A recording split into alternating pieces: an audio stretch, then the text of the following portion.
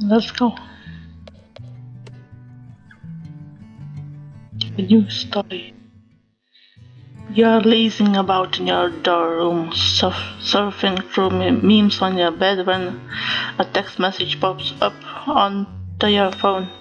As soon as you see it's from Alcina, you're about to rise in bed and open it up with a racing heart. Are you free tomorrow evening at 7 p.m.? Is this a date? What are we doing? Are you free? For her? Does she even have to ask? I'm free. Excellent. When you are cordially invited to my mansion at 7 p.m. for dinner, please dress accordingly. My driver will pick you up at 6:45 on the dot. Your eyes racing in your chest. She's inviting you to dinner at her place. Wait, do you even have anything nice to wear? You will have to go shopping and find something nice. What's wrong? Me? Yeah, your face looks funny.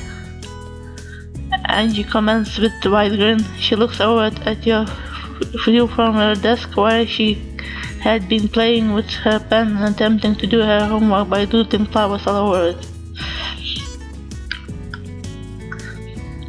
Danielle is watching TV on the couch, but you probably shouldn't say it through, and she doesn't know how to keep her mouth shut. I'm supposed to go to some fancy meeting tomorrow for high achieving students, and I have nothing to wear. You can borrow something from me, or from Daniela. If not, my aunt Donna. Donna!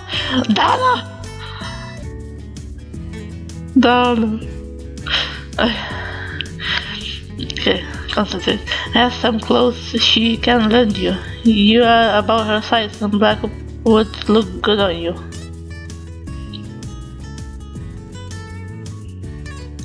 Let's go with Dawn, because I don't know what to expect. Let me try Dawn stuff. I'm sure I will look good in all black. Outfit selected for tomorrow. You can rest a bit more easily. Still, this is a big deal. You know, it's not a date, but you can't help but feel that it is a date.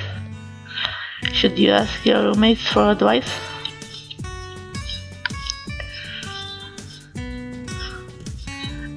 I better not ask Angie. She was like, drink. Daniela, quick question. If someone asks me out to dinner, when does that mean it's a date? She scratches her cheek. Could be, depending on your intentions. You should probably ask them to make it clear. Yeah, you cannot ask Alcina. You don't want to make it awkward between you and the professor. But I'm not great at dating. All of the people I have crushes on have preferred my mother, so yeah, not all lots of good experiences in the department. You have no right to comment on this considering your own feelings for Alcina. My sister Cassandra might have some good advice. She's always going on dates. I don't think it's a good idea. It's Cassandra we're talking about. Daniela calls her sister on her phone and puts it on speakerphone. What's up, Daniela? I'm about to go to practice. My friend needs some help with going on a date. You called me for dating advice?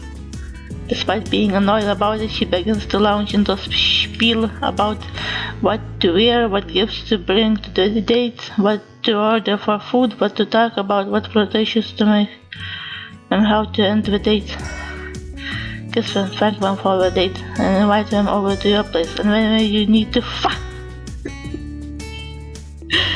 Daniela presses the end call button before Cassandra can finish her crass advice. Did that help? I bet. Cassandra gave you a good idea to bring flowers to a date, but where would you get flowers? Angie piped up brightly. My aunt owns a flower shop. It's probably closed at this time, but she will open it for me. She's really good at bouquets. You thank Daniela for her help, and then follow Angie to her car. A quick 10-minute ride finds you outside a quaint-looking flower shop that is indeed closed. Angie shoots off a text to her aunt and the door jingles open a few minutes later. Dala. Oh, sweet, sweet angel. Donna, we have a case of emergency. Bucket. Donna is a serious-looking woman with a black hair and a bun. She nods her head solemnly and lets you two in. Immediately she sets to work, tying on her work apron. What do you need? What do you suggest? It depends on what you want. Different flowers mean different things. What are you trying to convey? What flower should you get?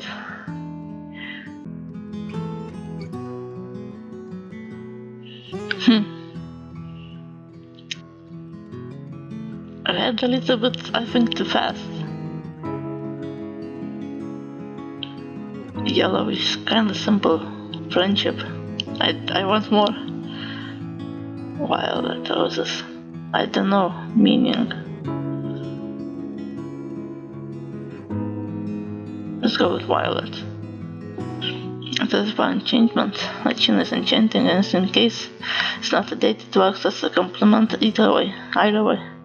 You thank Angie and Donna for their help and head back to their dorms, eagerly and nervously anticipating with their little Chino. Tomorrow arrives and at 6:30 you are dressed and ready, even going through the effort of styling your hair till not a single strand is out of place. You wait by your window looking out it to see if the limo is here. Your hands are sweating and your stomach is clenched. Will you even be able to eat anything? Right on the dot of a black town car arrives and you scoop up the flowers and run out of the door. You get inside your car and try to calm your nerves by looking out your car window and humming a song to yourself under your breath.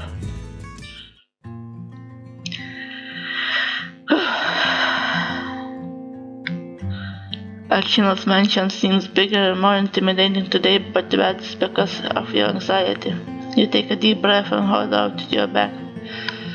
It's just dinner between two friends. She might not have meant it as a date. She can't even mean it as a date considering she's your teaching professor. Now, if she wanted to ask you on a date after the semester was over, that would be a different story. You ring the door and the butler opens it up. What is this music? Excuse me? Alcina is tasteful. He leads you to a grand dining room. Soft jazz music is playing in the background, and Alcina sits at the head of a table, looking beautiful as usual. She rises up to greet you. I take it the variety of a smooth. Yes, and about the flowers. Well, roses, never seen this shade before. Very enchanting indeed. She takes the flowers, smells them, and then has her butler put them in the way the word. You didn't have to bring anything, my dear. Your presence is a gift enough.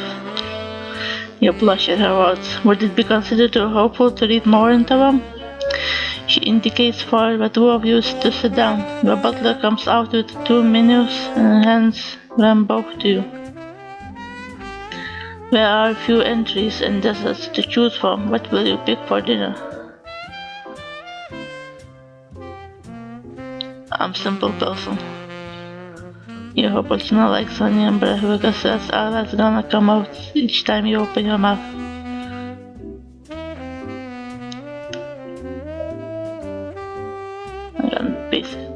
Yeah, but it will come in a big slice. Butler collects the menus as soon as you have made your selections and brings out your dishes. The smell of the food awakens your hunger. You begin to eat. You aren't sure what you can talk about with Alcina, but she takes the lead. She's an engaging conversationalist, and you think the conversation moves smoothly. You'll laugh a few times and regale her with the time that you decided to visit the world after you graduated from high school. That is why you seem so mature. You've seen the world and learn from it, rather than sit behind a computer screen. Yeah. How about that? Which country did you enjoy visiting the most? Man, choose one. I have no favorite. Armenia. Armenia has to be my top choice. Why? Is it because you're studying here right now? You want to say because you are here, but you don't. Yes. Dinner begins to wind down, and the butler brings out a bottle of expensive red wine. This vintage has been aged 5 years. It's one that I bottled myself.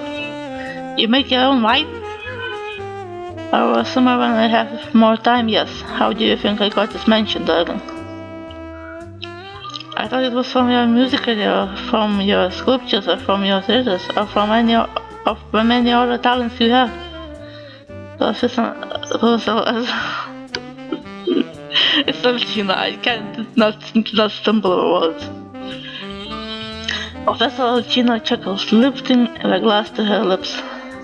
Wine makes the world go around, especially because my wine uses special ingredients to make it stand out from others. Try it. Yes, special. Is it the same special ingredient? Alcina? You take a gulp of the wine and your eyes go wide. It's rich and heady and almost seems spiced with having a flavor profile of spice. It feels nostalgic in a way you can't explain. This is good. A butler comes into the room, bowing his head apologetically. Miss Dimitrescu, you have guests at the door. She scowls. Send them away. I do not want to be disturbed now. But I looks regretful to announce this. It's Carl. Heisenberg.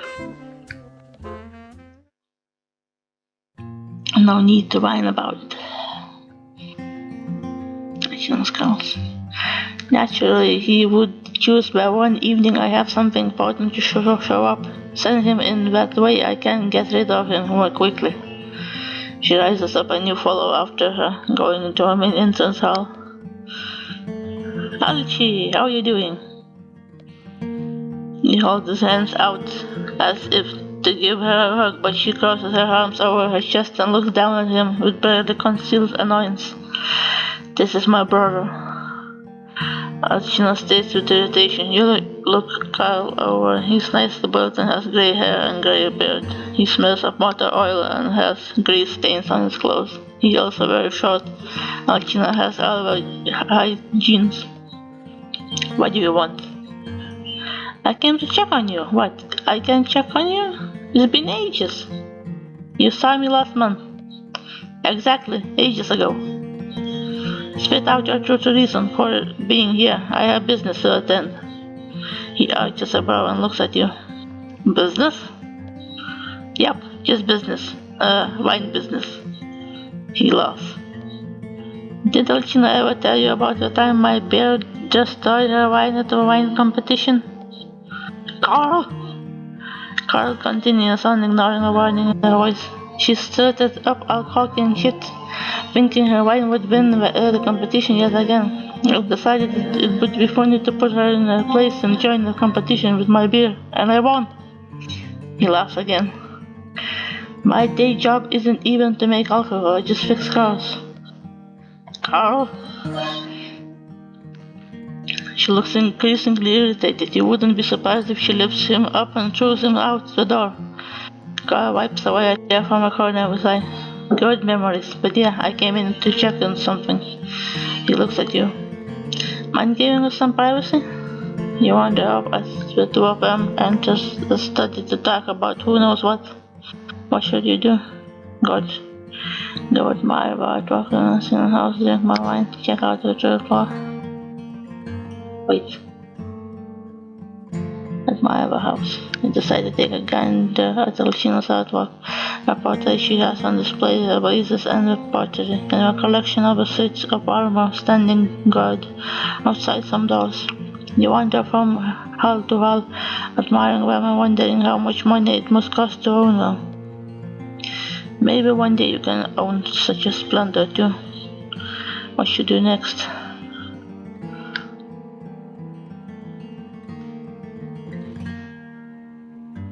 decide to go up to the third floor. You haven't been there before, and you're curious what other art she has there. You have to walk past that creepy painting of President Miranda. Ugh. Try to ignore the way her eyes stare at you. You get to the third floor and spot one of the rooms is open. Soft jazz music coming from it. You head inside. It must be Alcina's bedroom. On the table is an ashtray with cigarettes flickering weakly as if someone had been here recently. But you take a good look around the room and find no one is there. Bookcases line the walls, towering overhead. There are weird items on the bookcases. A ribbon skull, a black orb on the pedestal, a curved dagger with a elaborate sheath,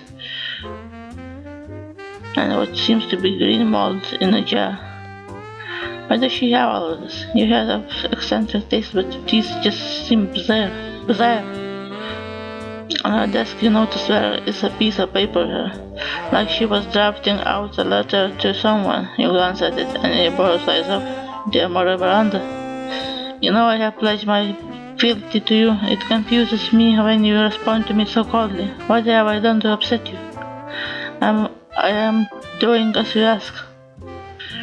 The society is flourishing and bringing in money and talent. My wine business also brings in new money, as do my old music records and the theaters I own and the art I have made.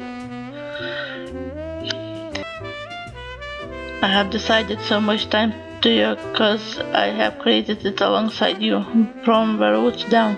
I do not claim position of importance such as yours. I merely thought I was vital, of more value to you than to be tossed aside.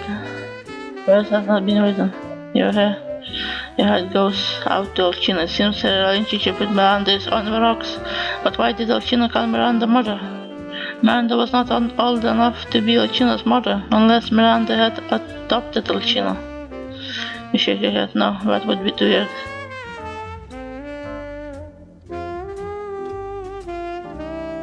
I have seen enough. I'm satisfied.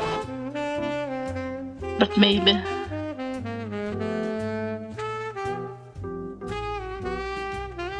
No, I'm not risking. You decide to snooping around when you guess here is wrong, so you head back downstairs and wait for Alcina in the dining room. She enters the dining room and is rubbing her temples. Batman! Perpetual stench of motor oil gives me a headache. I need some wine. She pours herself a generous glass full of wine and does the same for your cup. She drinks down the wine in one go and then refills her wine glass. I apologize. We were having such a good evening and he had to interrupt. You can still have fun unless you want me to leave. I would like to enjoy your company a bit longer. We should retire to the lounge area. The seats are more comfortable for drinking wine and talking. The two of you head over to the lounge area. It is very inch as opulent as the rest of the mansion, where the two of you talk and drink some more until the second and then third bottle of wine is brought out. The two of you are having so much fun that it's easy to lose track of time and how much has been drunk. You begin to feel dizzy.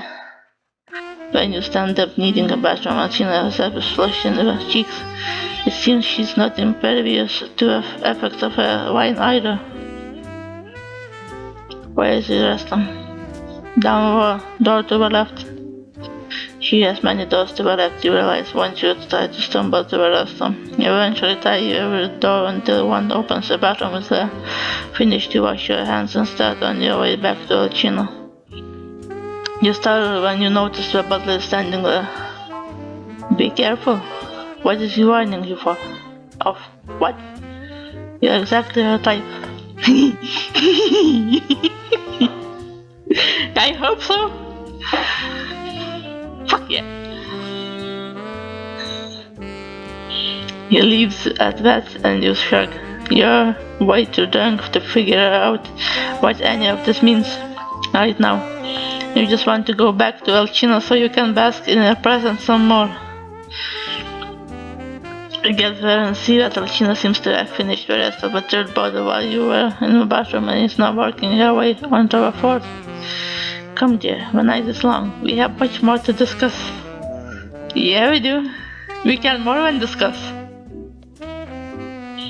Smiling at her, you eagerly take a seat in front of her and pluck her filled wine glass from her fingers. A lot more to discuss indeed. Talk turns to art and different techniques. You are curious as to how she makes her sculptures look so lifelike. I wouldn't mind showing you how it's done, but you would need to model for me.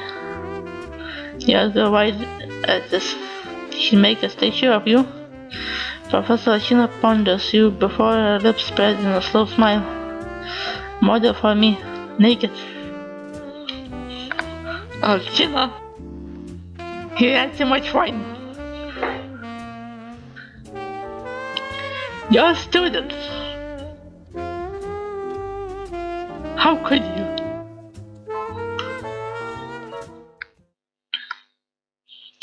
A model student. Your jaw drops open. Modeling for Alcina, naked. She wants you to model, but naked. And what the heck? You. Your brain is short-circuiting right now. You take a deep breath, trying to steady yourself.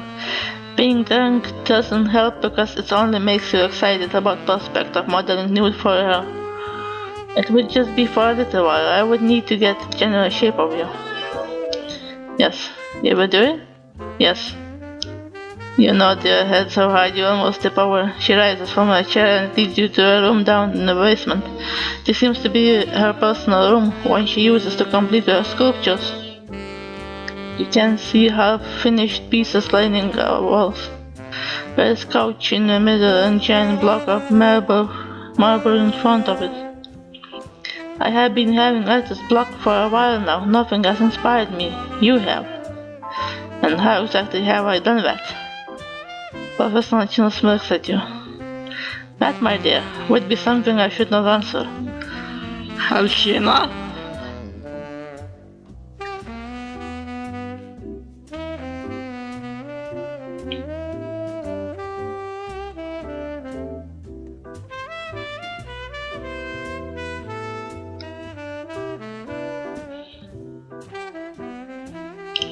What is it? What is it, Alcina? What did that mean? Professor Alcina begins to get to work setting up a centerpiece. I'll only be sculpting you and the surface you are lying on, but setting up the scene helps me envision the art, helps me envision the mood and feel of it.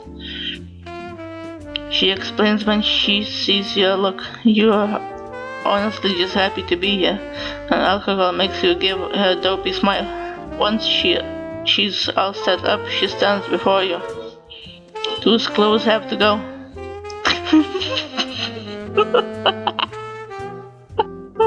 Why this exact sentence was I saying in character AI?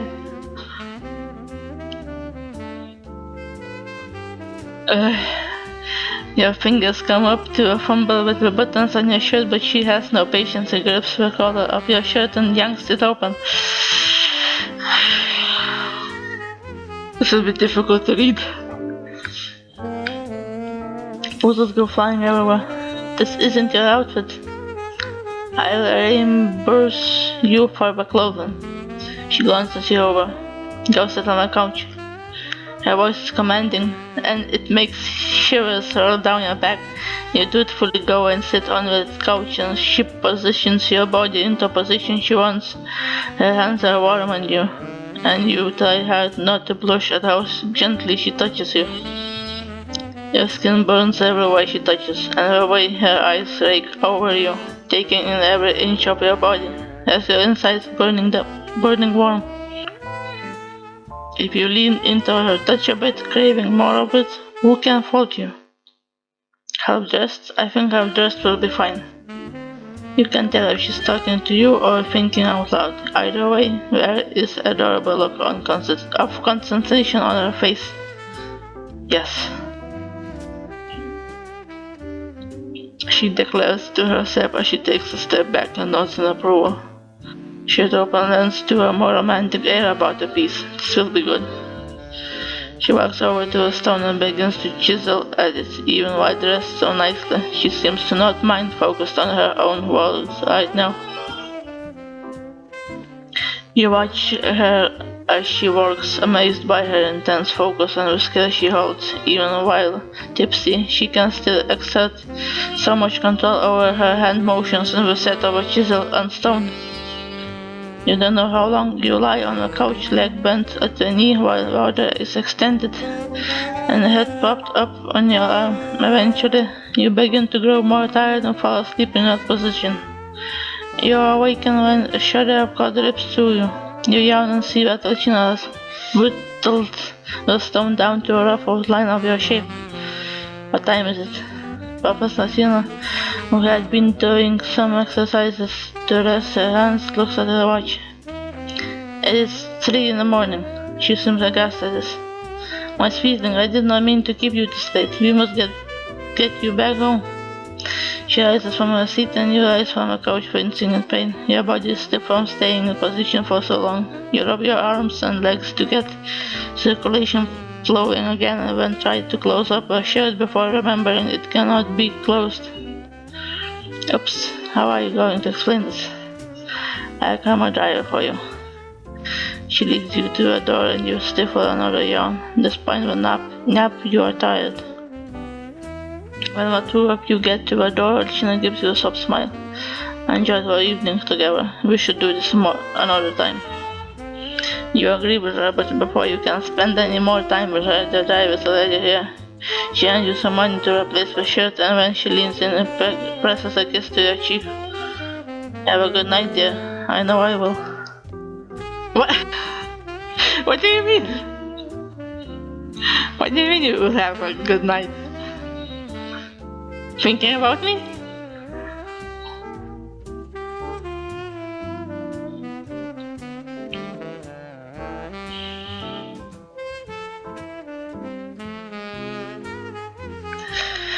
She murmurs loudly next to your ear, making her hairs on the back of your neck stand up. You instantly flush red and turn around her slit so she won't see your reaction. You get back to the dorms and flop onto your bed. You keep replaying the entire night in your head until it finally lulls you back to sleep. You wake up the next morning still in your clothes from last evening. Angie is up and she notices. Wow, what happened to her shirt? Oh boy, Donna's gonna be so sad the clothes I got rain. You hold out a wad of cash Alcina has given you. You discover the base? She can still stop herself, but I will take this, thanks. Angie yanks the money and shoves it into the front of her shirt. Yeah, you're not going to try and get the bat back. How did things go?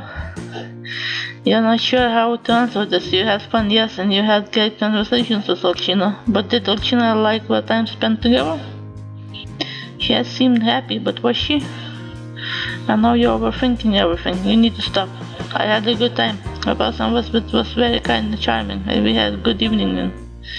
Angie just her eyebrow, looking you up and down. Clearly. Daniela shuffles in, rubbing the sleep from her eyes.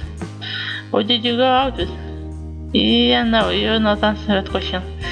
Gotta go bye. And you hastily race out of the dorm room before you can get asked any more questions. Self-portrait with the torn necklace and helmet. Okay, enough.